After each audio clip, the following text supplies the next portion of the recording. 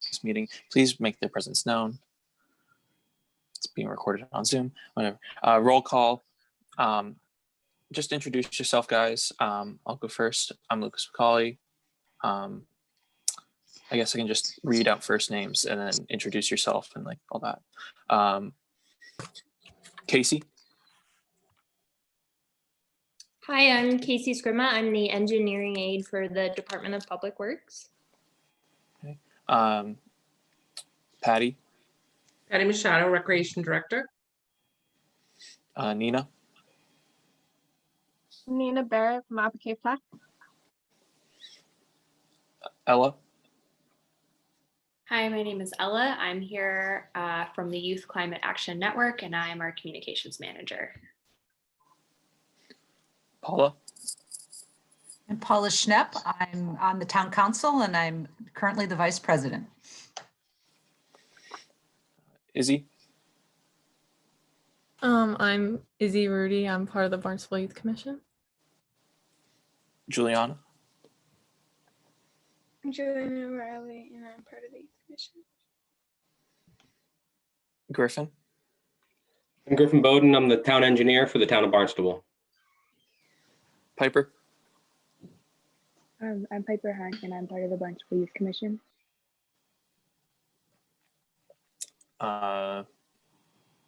Jenna.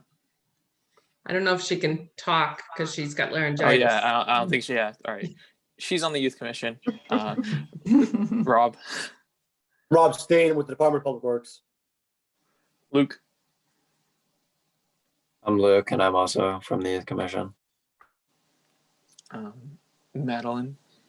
Hi, everyone. I'm Madeline. I'm the Community Services Director. Juliana. She went already. Oh, she went already? Oh, Connor. My screen got all mixed up. I'm Connor Riley. And Gordon. Just introduce yourself. Oh, Gordon Starr, Town Councilor, Liaison to the Infrastructure and Energy Committee. All right. And then I'm Lucas McCauley. I'm the chairman of the Youth Commission. Old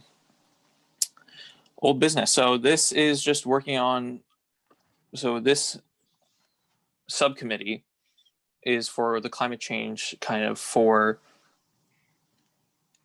Barnstable Youth Commission, and that's our concern for this subcommittee. And this meeting is kind of for working on kind of getting information on the wastewater management plan from DPW, and then seeing how we can kind of bring that into educating kids about the environment as a whole. So I don't know where we should start, I guess. So yeah. Casey, I'll turn it over to Rob Steen from, he's the assistant superintendent of DPW. So he's got a whole plan to present to you. As you guys requested, you were looking to understand the whole plan and how it fits into climate change, and how you can present it to our youth in our community, and then figure out a way to take some actions, steps to make things happen, and do a presentation at the Youth Climate Change Summit that they're planning. So good evening, everybody. My name is Rob Steen, as was mentioned. Thank you for having us. We appreciate it. As we noted earlier, I'm joined by Griffin Bowden, who is the town engineer, and Casey Scrima, who is our engineer's aide within the engineering department. And we're excited to come talk to you about the CWMP. Just so you understand where we're coming from with this, we have a presentation that's traditionally an hour plus long. I know Councilor Schnepp's been bored with it a few times. That generally will make people's eyes roll in the back of their head within about 20 minutes. So as we Rob, not to interject, they've already watched it. It did. Right. So we came into this and said, okay, we got to do something different, and maybe something more applicable to this audience. And Casey is somebody who's been on our staff now for a long period of time. In fact, she's worked on this plan pretty much. Only person that's worked on it longer is myself, because she was around at the very beginning when we were starting to do notes and things of that nature. And so we asked Casey to take that long presentation that you've all seen and you've heard me ramble on or Griffin ramble on, and to try to boil it down to really something more concise that might be more palatable, or at least easier for you guys to then turn around and give to other people. So without further ado, I'm going to pass this to Casey. Griffin and I, in case you're all here for questions at the end of this thing, if you want to do some discussion at the end, but Casey, you're up. Yep. So I'm just going to share my screen here. So like I mentioned earlier, I'm Casey Scrima. I'm the engineering aide for the Department of Public Works, and I'm going to be giving a quick presentation on our Comprehensive Wastewater Management Plan. So I have a quick agenda here. We'll be going over the problem, we'll review the problems that our town is having, mainly on our water quality issues. We'll be going over the needs, the potential solutions, the science behind our traditional and non-traditional solutions. I'll be giving you a brief overview of our plan. We'll talk about what you can do as an individual. And then, like Rob said, Rob, Griffin, and I will be here at the end if you have any questions or if something's unclear to you. So the general problems. So every town might have a reason they want to develop a wastewater plan. And these are the main issues that we have. One being impaired embayments, and this is when there's an excess amount of nutrients causing an ecological imbalance. We also have groundwater quality concerns. So you might have heard of PFAS in the Hyannis area. This is coming from firefighting foam, and it's also found in nonstick pans. Pond water quality concerns. You may have seen that our ponds have been shut down numerous times throughout this past summer. And this actually happens because of phosphorus. So marine environments, excess nitrogen impairs them, but in ponds, phosphorus impairs them. Failing septic systems, when septic systems failed, they actually leach excess nitrogen into our ground. Economic development requirements, so Title V septic systems limit growth, and regulatory requirements, which kind of goes back to our impaired embayments. So the Cape Cod Commission came up with the 208 plan. So this is a plan that it's essentially a clean water report that focuses on nitrogen that limits growth in our marine environments. And it comes from origins such as septic systems, fertilizer runoff, and stormwater disposal. So when we have an excess level of nutrients in the water, our algae uses these nutrients to grow and reproduce rapidly, and our sun can't, it's basically blocked by the algae. Bacteria feed on the dead algae, dissolved oxygen levels are decreased, and there's a loss of grasses, which means a loss of habitat for our marine organisms. And organisms that breathe oxygen or live in the grasses, they either have to leave this environment or they die. So when we have healthy levels of nutrients, the algae growth is limited, the sunlight can penetrate the water, the grasses use the sunlight to make food, and they can produce oxygen. They also provide a habitat for the organisms, and everyone's just happy and healthy. So where are these sources of nitrogen coming from? You look on the left, you look on the left here, this is the total nitrogen sources for all of Cape Cod by percentage. So you'll see that over half, actually 65%, is coming from septics. If you look on the right here, this is the controllable nitrogen sources by percentage. And this is what, as a town, we can control. You'll see that that number moves up to 78%. And again, it's from septic systems. Two other notable areas are stormwater, which is 8%, and fertilizer, which is 9%. Now, what other issues we have to worry about aside from the nitrogen are phosphorus, which does, like I said before, the opposite, or it does the same thing as nitrogen in marine in ponds, rather, sorry. Another thing is contaminants of emerging concerns, CECs. And these are things you might think that are flushed down the toilet or go down the sink. So pharmaceuticals, antibiotics, hormones, personal care products, and chemicals. And what I spoke quickly on before, PFAS and PFOA, which comes from non-stick pans and in the Hyannis area, the firefighting foam. So potential solutions to solve all of these issues. So we have traditional and non-traditional, and you'll hear that a lot throughout my presentation and as well as other people's presentations. Traditional just means sewer, and non-traditional is everything else. We also have management solutions such as flow and load reduction regulations, zoning, and fertilizer management. So how does a traditional wastewater treatment work? We first collect the water, we transport it to treatment, we treat it, and then we transport it to disposal, and then it's disposed of. So this can happen with a septic system or a wastewater treatment facility, such as our plant in Hyannis. Speaking of, this is our plant. So I will let you know there is a really great YouTube video on the Barnstable Channel 18 channel, and our water pollution control supervisor walks you through the whole plant, and you can see all of these processes. So I'd really recommend you go and watching that, but I'll do my best. So basically our flow comes in and it goes to pre-treatment. This is where any large items are screened out, sand and grit is removed.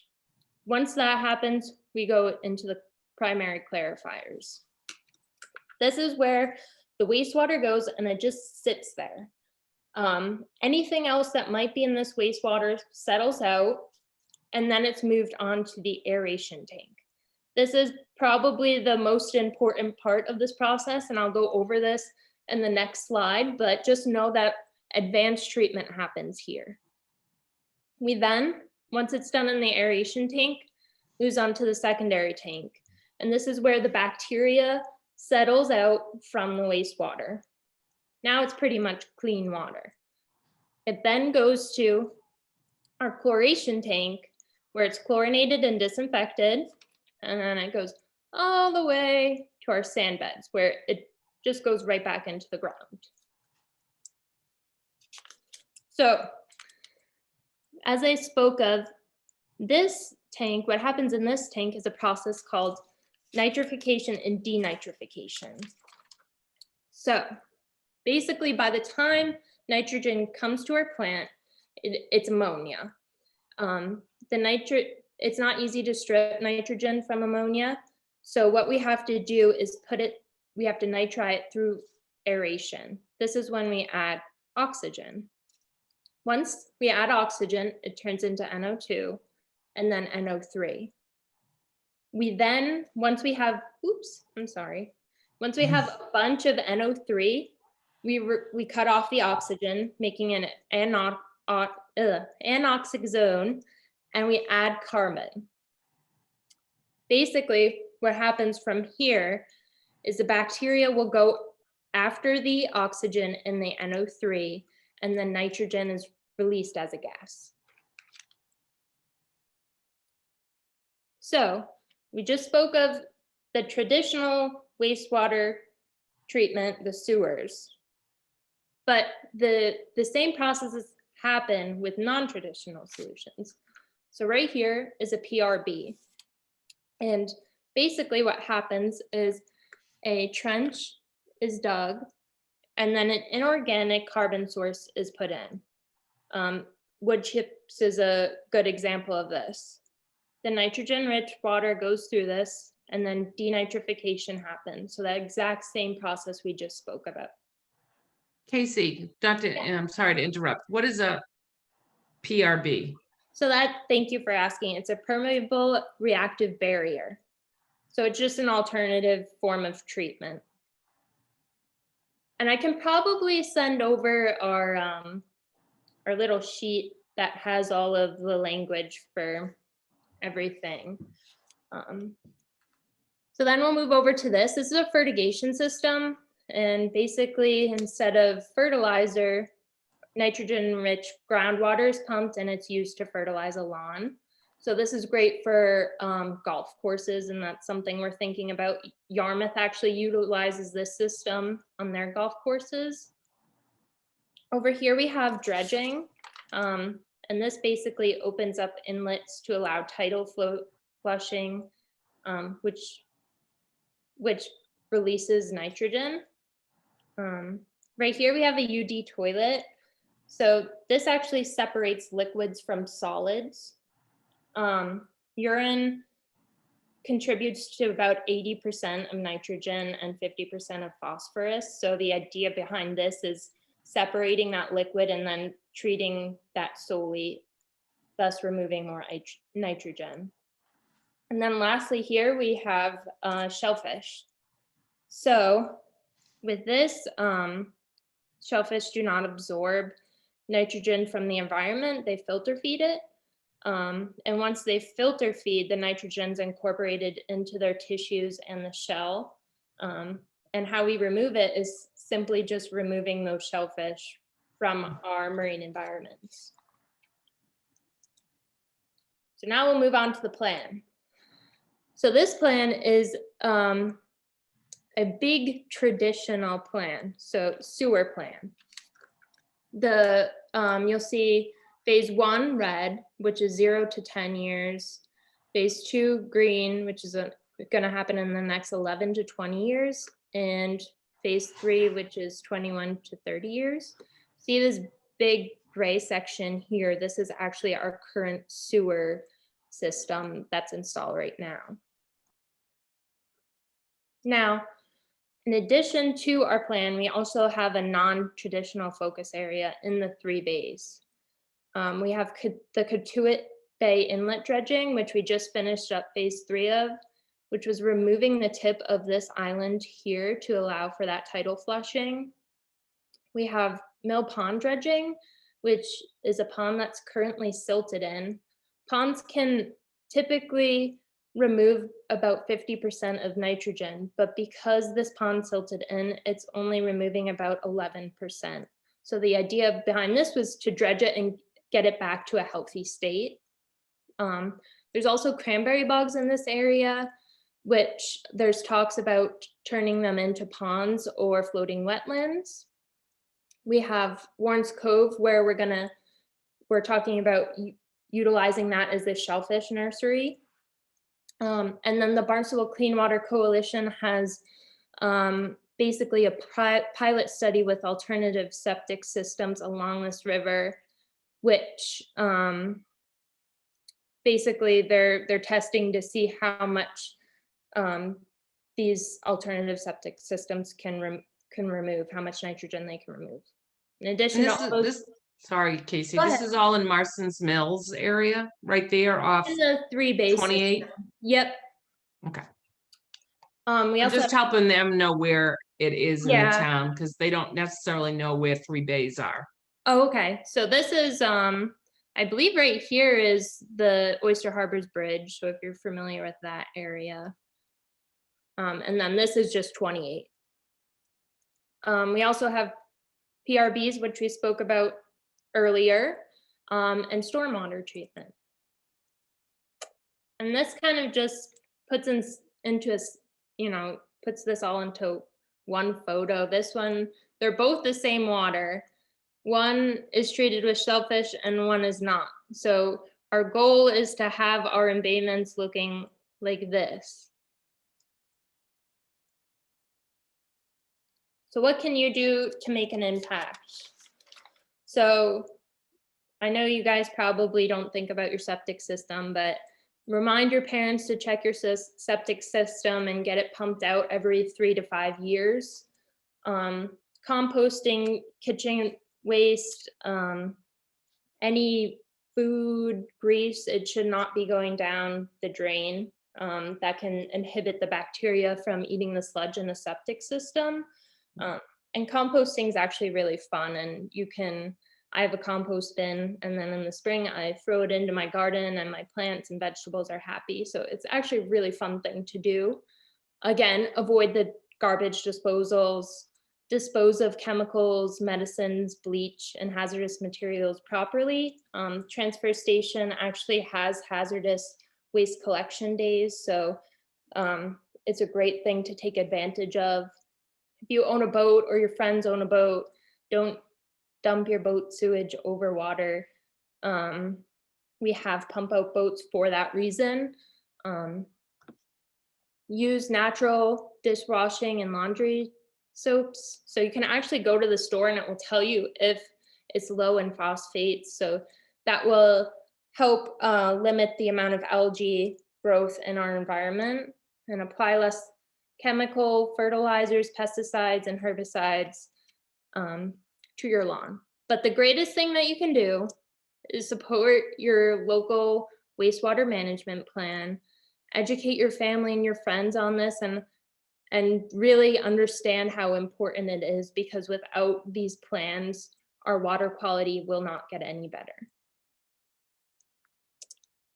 Questions? Thank you, Casey.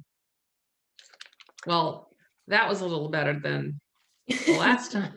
It was a little easier. Not that the information is, I don't know what to say other than this was wonderful. Careful, Patty, I'm right here listening. I'm not trying to hurt your feelings. I guess that's what I've tried to do. I don't like to hurt feelings, but if you'd seen what the faces of our commission look like watching and trying to understand all the acronyms, they're just like looking at me like I had 3 heads making them watch this program. But this is exactly what the kids were looking for. So I think it goes beyond asking. I think it goes beyond the kids. I feel like I finally understand it. I could. It was so. Casey, from now on, you're it from now on, girl. I'm telling you. Yeah. That was excellent, Casey. Yes, really, just everything about that presentation was wonderful, down to the font selection and the Yes. It's really top notch. So does anybody have any questions? Oh, what happened? Hello? Lucas, you're in charge. Yeah, you guys. Thank yeah, you. you guys can just go. Okay. Hi, Casey. Thank you. I wanted to start by complimenting like the information that you provided definitely seemed at like an appropriate high school chemistry or high school biology. I thought you like that was very digestible. I don't know if I missed this, but did you discuss the human health effects of chemicals of emerging concern, or PFOA, PFOS? No, I didn't. Okay. And Okay. maybe Rob or Griffin could get into further detail on that. I'm familiar. I'm asking more is I'm familiar with the health issues, but those are interesting and could be helpful for our students to hear about. Okay. I have a question. So here, wait 1 second. You're muted, Lucas. Sorry, no, my dad was coming in. So my question is like, I remember I rewatched the video, and one of the things that you said in the video was that like a lot of these problems don't really like have like the boundaries that we see like for our towns. So like my question is like, what are other towns doing about this? Like, are other towns like formulating very similar plans, or is this just like for the town of Barnstable? Yeah, this is like a community widespread thing. So if you look at Falmouth's doing the same thing. I believe it's Orleans, Harwich, and Brewster have a plan all together. Chatham has a huge sewer project underway, so it's not just Barnstable.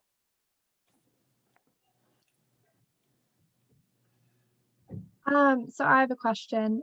What are you guys doing already with the shellfishing for like filtering out the media that's in the water? Do you guys already have farms set up and like going through with that? Rob?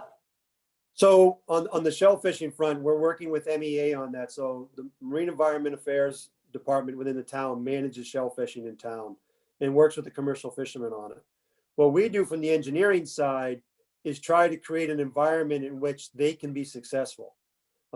So for instance, in Warren's Cove, the reason why shellfishing is no longer prevalent there is because the cove is completely silted in, and the silts are of such a factor that it's not really conducive to shellfish living.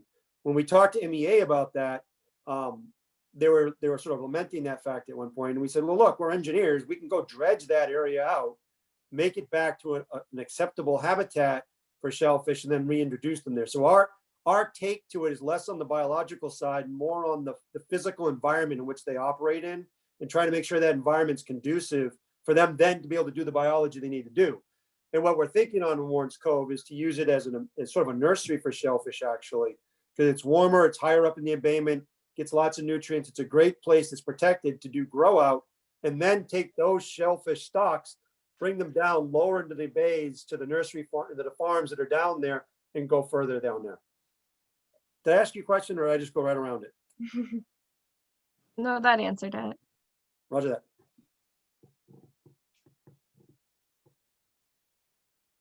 I also have another question with the wastewater, like septic tanks. Are you guys doing anything to upgrade like Title V or any possible like cesspools that may already be there from older homes? Rob? Griffin, you want this, or you want me to grab it? Sure, I can take it. So yes, the town is working with Barnstable Clean Water Coalition, is actually in the process of working on a pilot study that studies new innovative technologies, which actually may, at least theoretically, will reduce the nitrogen in the septic system substantially. Our wastewater plant, our typical septic systems, they are about 26 milligrams per liter of nitrogen. These septic systems that we're looking at get it down to about 5 to 3 even potentially, which is a huge decrease and may be very beneficial in areas where we're either going to be sewering later in the plan or potentially not even at all. So yes, we are looking into alternative technologies in order to try to upgrade what happens in septic systems. So the wrinkle there, Nina, is that there's a regulatory environment in which we live in that DEP manages the septic system population of the state. Title V is the approved septic system. These new ones are only provisionally approved to try to test them. They're not approved for general distribution at this point. So the benefit that the Barnstable Clean Water Coalition is providing is they're doing the pilot studies to get enough numbers of them done so that DEP can see data from them all to then say, yes, these are approved. Once that happens, then the town has more ability to say, if your Title V dies, we'd like you to go to this system, which will provide more benefit. But right now, regulatorily, we can't do that yet, but we're working our way towards that.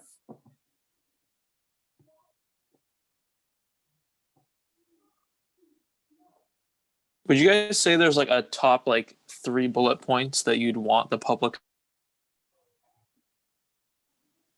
like, I don't know, just something that you would really want people to know? Go ahead, Case. I guess that to do with wastewater or our plan, or like, do you want people to know about the plan, like, or I guess first about like the environment itself, like what wastewater does, and then second about the plan, I guess. Yeah, so I guess like when it comes to wastewater, probably just understanding the process is the biggest part, because that's what took me the longest to understand how it actually works. But for the plan, I think it's also really important to understand wastewater, to understand where these issues are coming from is probably the most important thing. and then how we're gonna solve them. I don't know if I answered your question, but. No, yeah, that's good. You want the long-winded, boring old person engineer answer on that, or you want to just stick with Casey's? No, you can give me your whole thing. So Your what spiel. Casey, I'll give you the spiel. So basically, top three would be: look, our embayments are impacted by our own usage. You know, by our septic systems. It's not somebody from far away doing something to us. It's us doing it to us. So we need to address that. And that impaction is significant, and it's causing environmental degradation that's becoming more and more evident. Any of you that live in the Austerville area over the past couple of years have seen blooms in the Three Bays area. So point one would be, we, the people of Barnstable, are negatively impacting our environment. Point two is the town has not been silent on that factor. Town government, and particularly town council, has been very active for a long period of time now, trying to get on top of that. It's required a lot of effort. And in fact, town council has to date appropriated something on the order of like $30 million towards starting to get after this issue. So the town's not been silent on that. And then three, we have just had approved our Comprehensive Wastewater Management Plan, which Casey spoke to you about. It's just been regulatorily approved by DEP literally last week. So it is now the official plan of the town, and that is a huge step. And now there's going to be a really tough discussion amongst your parents and everybody else, and frankly, you guys, when you get to 18, if you're 18 now, I apologize for not assuming that, when it comes to voting. Because at some point in time, there's going to have to be a discussion about how to pay for this plan. It's estimated it's going to cost north of $1 billion with a B. That's a lot of money, obviously. You know, even though it's over 30 years, it's a lot of money. And so town government right now is really working hard with town council to figure out what's the most appropriate, fair, and an equitable way to pay for this plan so that we can get this work done and protect our environment. And so those would be the three that I would have. Griffin, do you have anything other than those three you'd want to jump on there with? No, you honestly, you hit the top two I was going to say, and then the third was also very important to state. I mean, I think the key here is that there is a problem. It is man-made, and then really, if we don't address it, we're affecting the economy as a whole, and our standard of living as a whole. We really rely on our water in every sense of everything we do. So without addressing this, we'll fail as a community.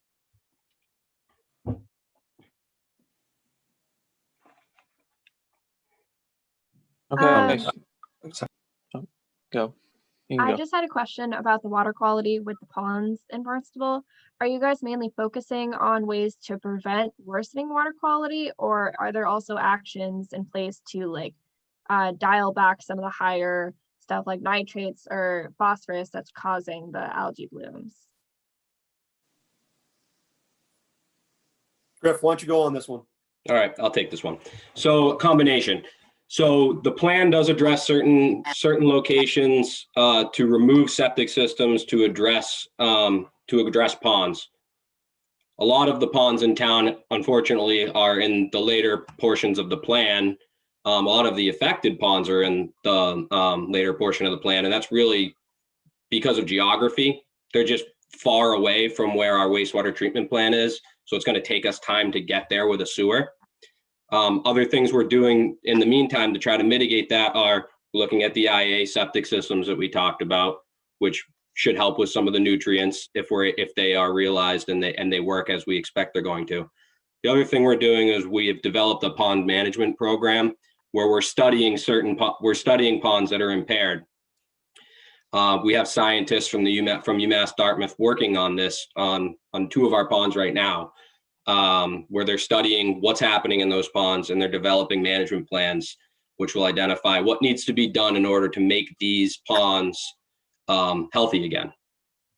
So a combination of all that is how we're approaching ponds at this time. Ella?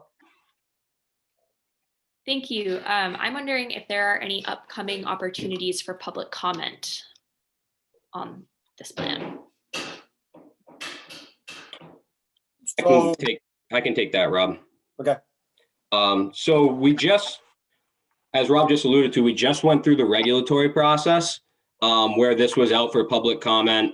We received some comments. We did go through a public presentation process, but there is also going to be, there's more coming. I mean, each individual project where we develop a specific project, we'll be doing public presentations to let folks know what's going to happen and how it's going to impact them.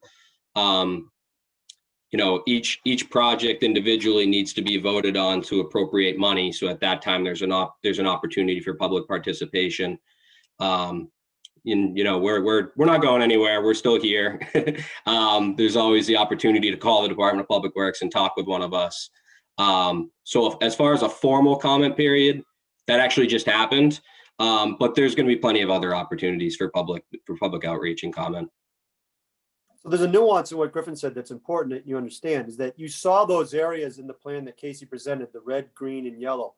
Those aren't just like one big block project. What's really in those, it's made up of what? How many projects in phase one, Griffin? We have 20 individual projects in phase one. So that whole red area, it's 20 individual projects, all of which come to town council independently as capital improvement projects for funding, all of which have pump station sewers that we have to go out to the community to talk about individually. So though the public comment process on the entire overall plan is not available, every individual piece of it is still coming up to be talked about. So as an example, what was it? 2 nights ago, we were in front of the Centerville Village Association to talk about pump station locations, because there's a pump station associated with the sewers that are going in the same time Vineyard Wind does its work. So we have to talk to the Village Association about this is what we're thinking. This is where we're thinking of being. So that's just an example of one. We've got 80 more of those pump stations to go at least. There will be lots of interaction and dialogue back and forth. At least that's our hope.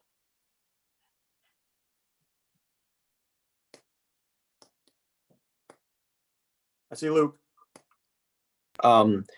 So my other question is like this is like more of a plan, but like just like I'm not like just because I don't know like when does phase one actually start?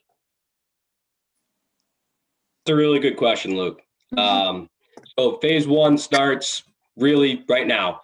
We are, and every day I am in the midst of designing these projects. We have a plan that's a project that is going to be starting potentially as early as late spring.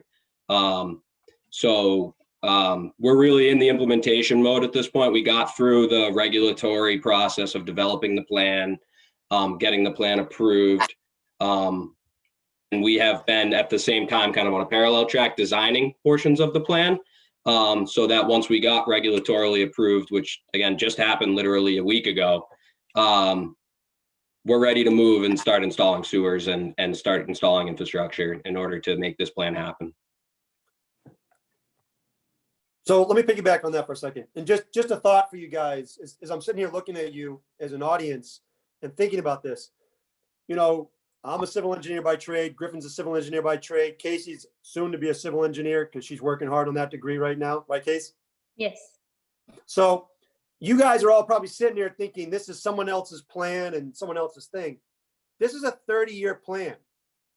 If anybody in this audience is interested in civil engineering, as an example, you have time to go from here, graduate high school, go through 4 years of school, come back, get hired by the town, and probably spend the vast majority of your career working, shaping, and making this plan work, because it will be affected along the way and it will change along the way. So please don't view this as something big, static, and out of your control that you don't have any chance to have an input to. If this is something that's interesting to you, and I get the fact that not all of you are interested in wastewater, which is kind of too bad because I am. It's pretty cool stuff, but that's beside the point. You know, this is something where you could potentially say, I want to come back and work and do this. We have an intern that's been working with, he's currently at Norwich, went to the Barnstable school system. He's probably going to come back this summer as a senior graduate from Norwich and potentially hire on with us and be working on this. So we started this plan, but the reality is it's going to be Casey and you guys that will take it home and get it finished and get it done and then see the benefits of it ultimately. So just think about that as you're going through this and thinking about this.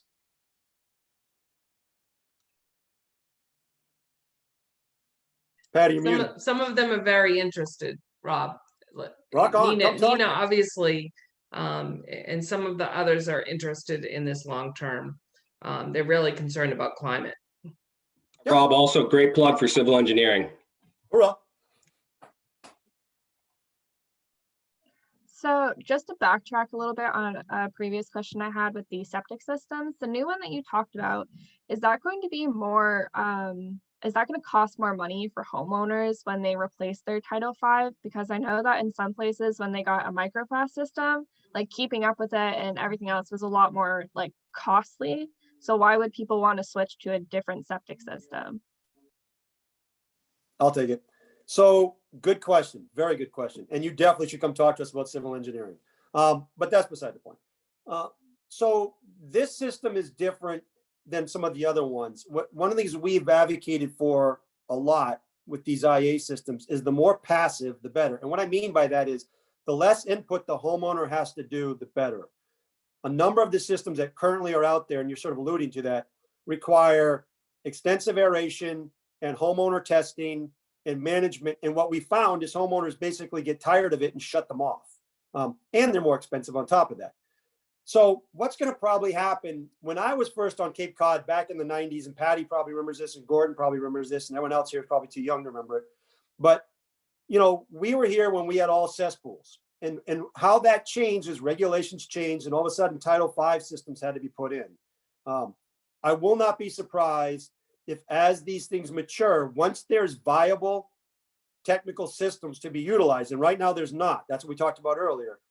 If regulations change so that you as a homeowner, if you happen to live in a certain area, you may not be able to do a Title V. You may have to do X, Y, or Z.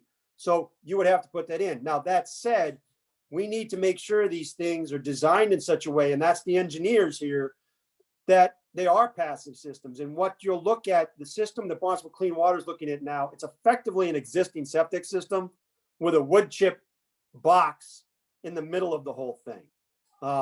With very little homeowner input. Now we're going to test that out. They're putting a bunch in around Schubel's Pond, and they're going to see how they actually work, and we're going to find all that out.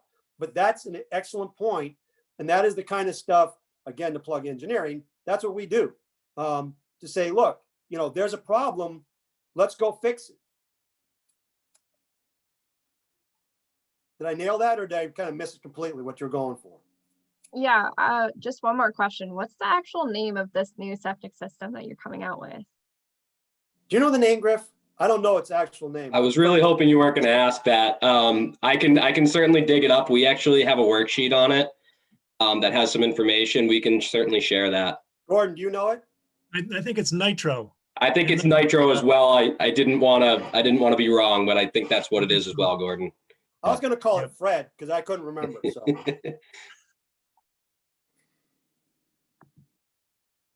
But if you're interested in that, I would go to the Barnstable Clean Water Coalition site because they're doing a lot of that initial work because a lot of it's on private property where we can't get to as a town entity.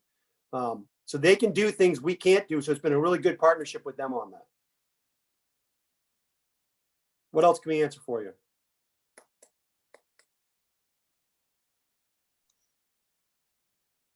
Anything else, guys?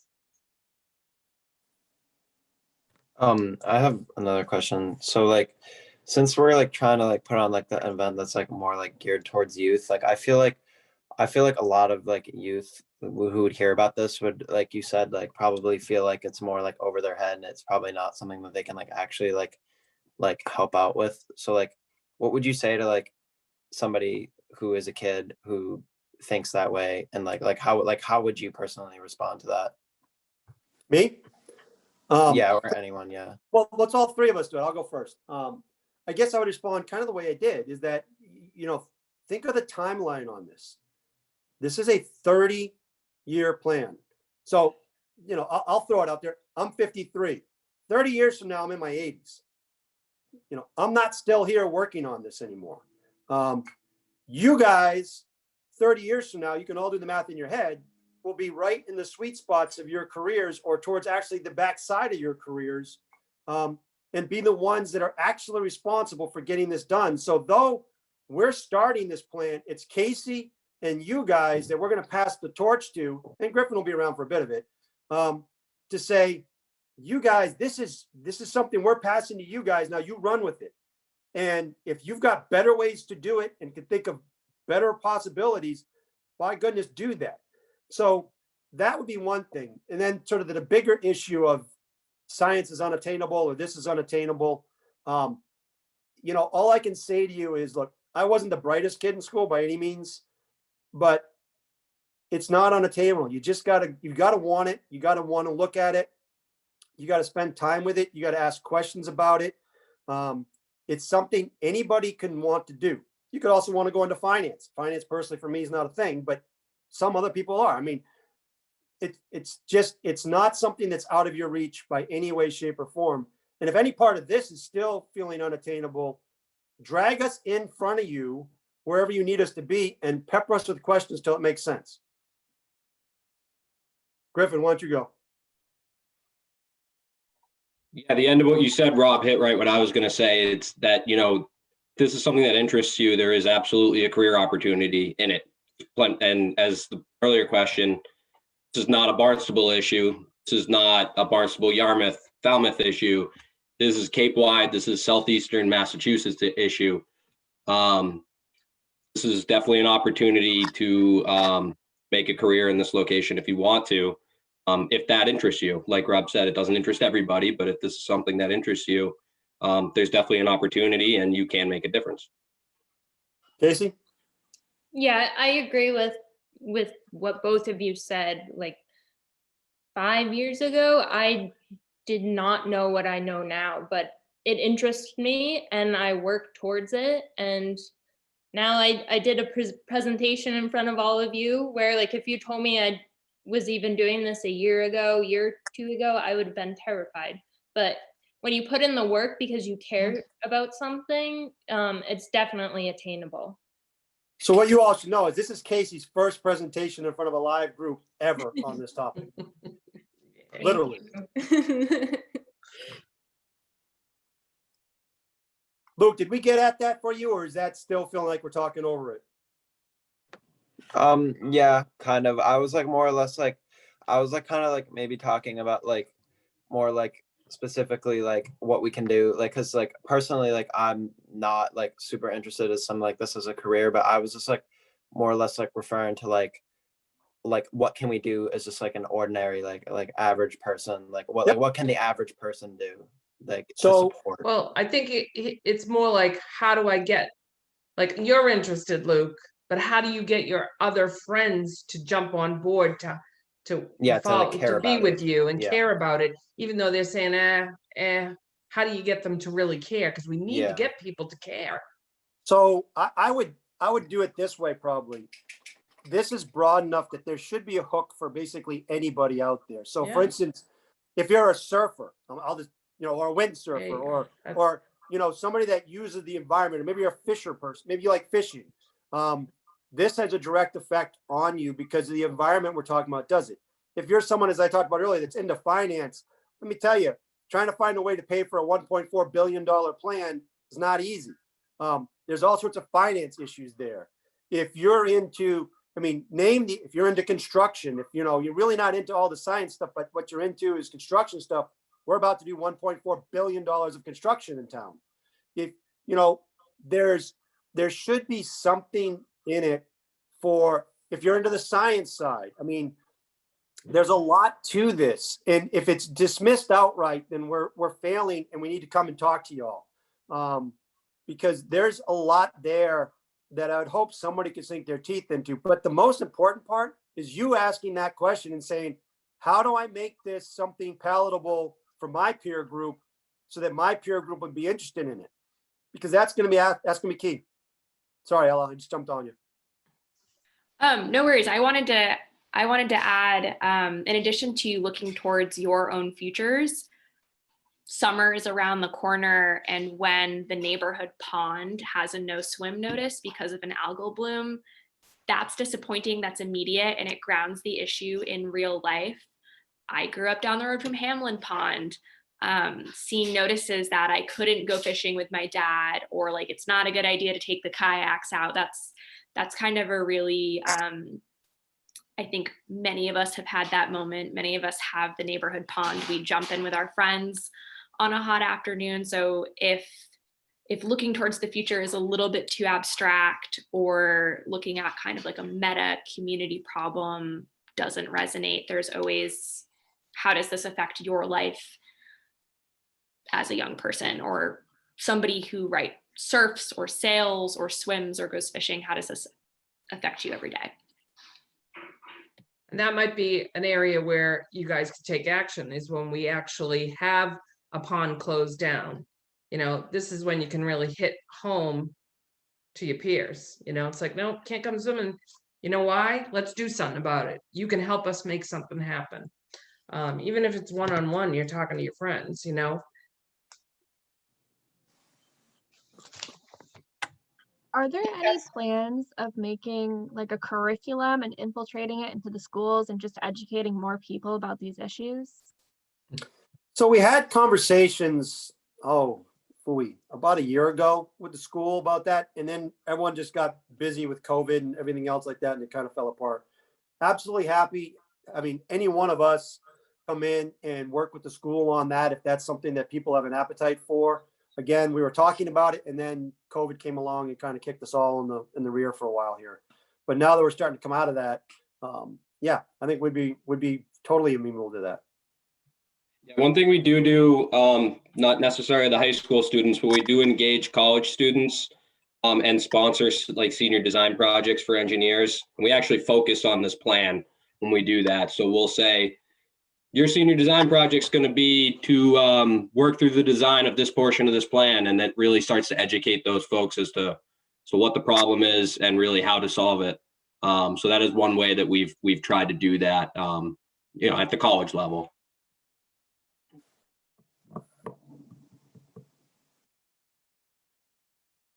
Any more?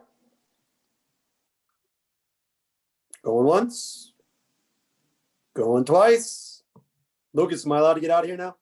I think, yeah. I don't think we're going to tackle any planning of any sort. I think just this is an informational session is perfectly fine, since we've already basically hit the hour mark. Cool. All right. Casey, what do you think, Patty? Patty, any opinion? Good. No, it's fine with me. I think you've got a lot to talk about, a lot to bring back to the commission for further discussion. I'm glad that Ella's here because she can take it back to the other group. So that you have one more thing to say, Ella? Well, so I have a question. I have a question for the Youth Commission, but that can wait until the end. I don't need to subject everybody to my personal questions. I plan on attending the meeting this Sunday. Okay, this Sunday, wonderful. Yeah. Okay, then we can talk then. Yeah, so am I. All right, sounds good. Wonderful. Thank you. Okay. All right, well, if you guys don't mind, Casey, why don't we just go quickly, you, Griffin, and myself on closing comments, and then we'll leave these folks be. Yeah, so just thank you everyone for taking the time to listen to my presentation. And if you ever have any questions, feel free to reach out to either I, Griffin, or Rob, and we'd be happy to help you out in any way. Griff? Yeah, nothing to add to that. Casey just stole my thunder. That's exactly what I was going to say. Feel free to reach out to us at any time. We're here to answer questions. Always available. Yep. And same on that. And then just keep watching. There's going to be a lot of discussion at the town council level. Councilor Starr, Vice President Schnepper here. They can tell you about that. There's a lot of policy discussions and financial discussions that are happening right now that are key to this plan. Engage them, talk to them, ask them what they're seeing. How are they interpreting this? Because so many decisions are made at that level. So please stay involved, stay enthused. We're looking forward to seeing you guys out there. And then Nina and people like that might be interested in this as more than just a passing fancy, come talk to us. Certainly happy to do some mentoring and help people along. With that, I just had one. So go ahead. I have one last question. Is there a way we could get the presentation from Casey's presentation? Yeah. Okay.